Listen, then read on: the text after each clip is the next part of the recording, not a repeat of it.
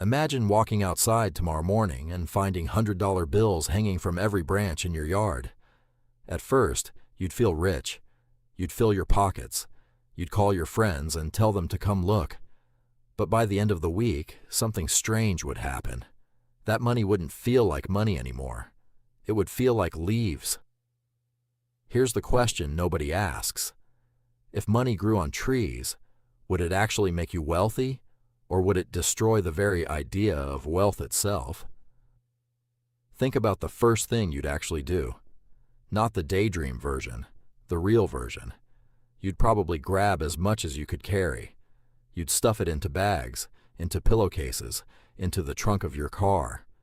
Your neighbors would be doing the exact same thing, at the exact same moment, in every yard, on every street, in every country on earth.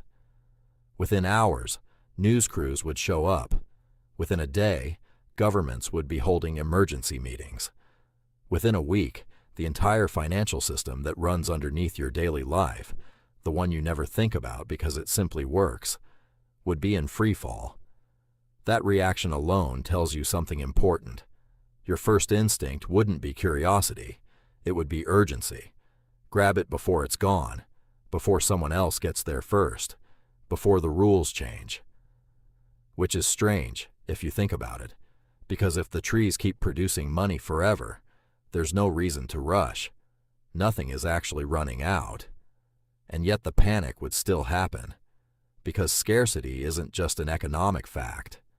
It's a switch inside your brain, one that's been flipped by every generation of your ancestors who ever had to compete for limited resources.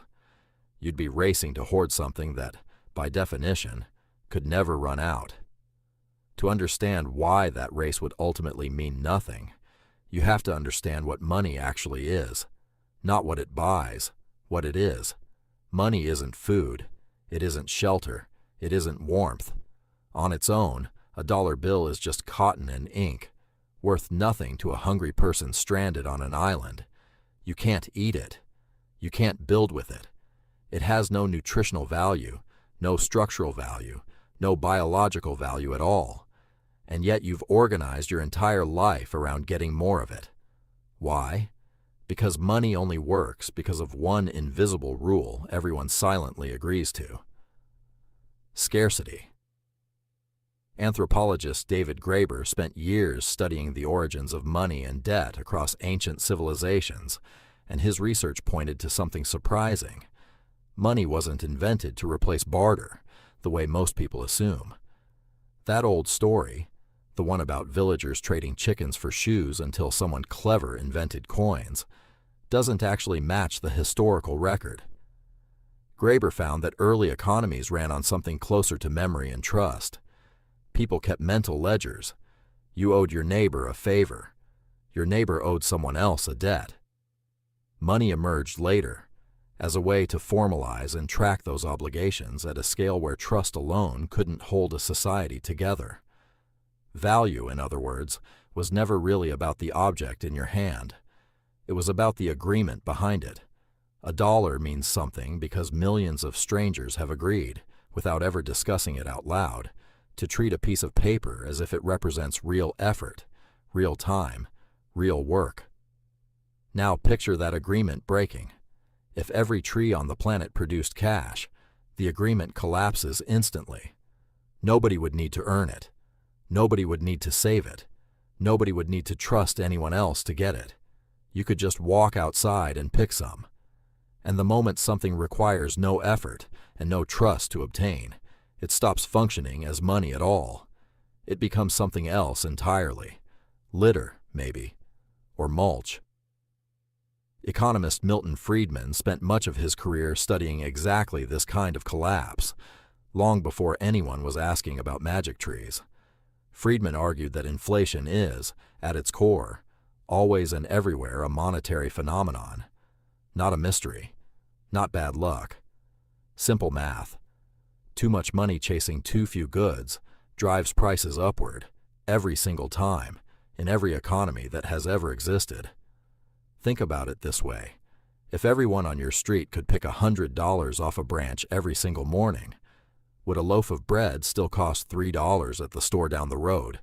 Or would the bakery start charging $300 because everyone walking through the door suddenly had more cash in their pocket than they knew what to do with? The bread wouldn't have changed. The wheat, the yeast, the oven, the labor to bake it, none of that would be any different. But the price would skyrocket anyway, because price was never really about the bread. It was about the balance between what people have and what people want. Flood one side of that balance with unlimited cash, and the other side adjust to match it, instantly and mercilessly. You've actually seen a smaller version of this before, and you didn't need magic trees to see it. In the 1920s, Germany's government printed money at a staggering pace to pay off crushing war debts left over from the First World War. At first, more money in circulation felt like relief. There was more of it to go around. Then prices started doubling, then doubling again, within days, then within hours. People famously needed wheelbarrows just to carry enough cash to buy a single loaf of bread, and by the time they reached the counter, the price had often gone up again while they were walking there. Workers demanded to be paid twice a day, because a morning wage might be worthless by the evening. The money didn't lose its shape. The paper still looked the same. The numbers printed on it were still the same. But it lost its meaning entirely. Germany wasn't alone in learning this lesson the hard way. Zimbabwe went through something similar in the late 2000s, when the government printed currency so aggressively that the country eventually issued a $100 trillion note, a single bill with 14 zeros printed on it, worth barely enough to buy a bus ticket by the time it reached circulation. Venezuela lived through a version of the same story more recently, with inflation rates so extreme that prices sometimes changed twice in a single afternoon. In every case, the pattern was identical. More money didn't create more value. It just spread the same amount of real value across a much larger pile of paper, thinning it out until it was almost impossible to see. That's what tree money would do to the modern world, just faster and far more permanently. Not because trees are magical, because scarcity is the thing doing all the invisible work behind every single price tag you've ever glanced at without thinking twice. But here's where it gets stranger, and this is the part that reaches past economics and into your own head. Even if money became genuinely worthless overnight, your brain wouldn't stop treating it like it mattered. Not immediately, maybe not ever, fully. Psychologist Kathleen Vohs ran a series of experiments on something researchers now call the psychology of money, and the results are stranger than most people expect. In her studies, simply reminding people of money, sometimes just by showing them images of cash, or having them handle play money before a task, changed how they behaved afterward. People became more self-reliant. They were less likely to ask others for help when they struggled with something difficult. They were also less likely to offer help to someone else in need, even when helping cost them almost nothing. Money, it turns out, doesn't just buy things. It quietly rewires how connected you feel to the people around you. Even a symbolic reminder of it is enough to shift your instincts toward independence and away from cooperation, without you noticing the shift was happening at all. Now imagine that psychological trigger firing constantly, every single day, because cash is quite literally growing outside your window, dangling from branches like fruit, endless and free for the taking. You wouldn't feel abundant.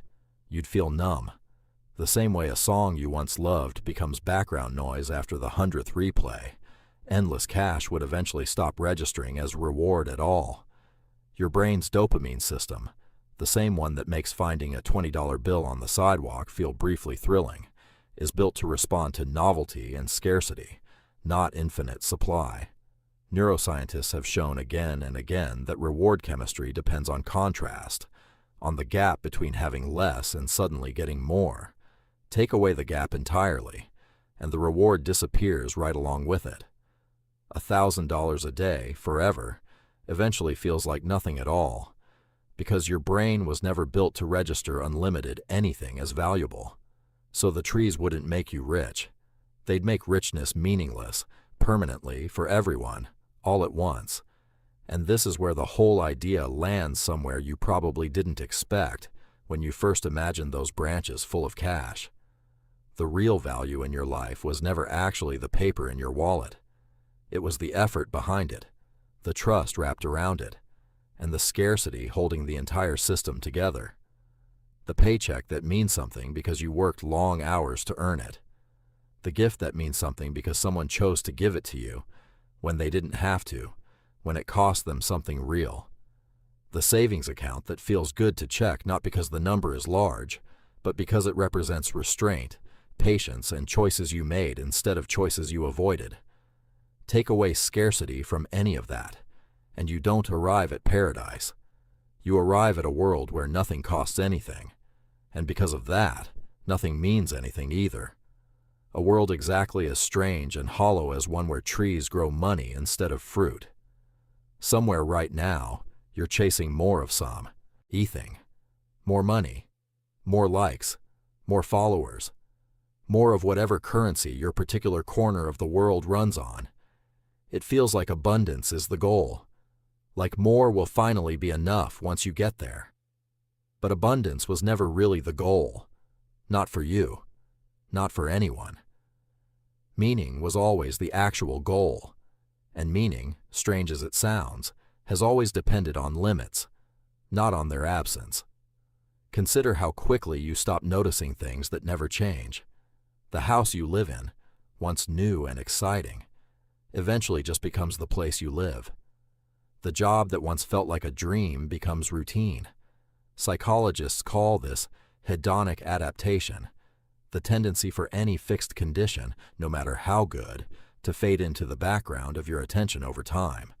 Even lottery winners, studied repeatedly over the decades, tend to return to roughly the same baseline happiness they had before the win, once the initial thrill wears off.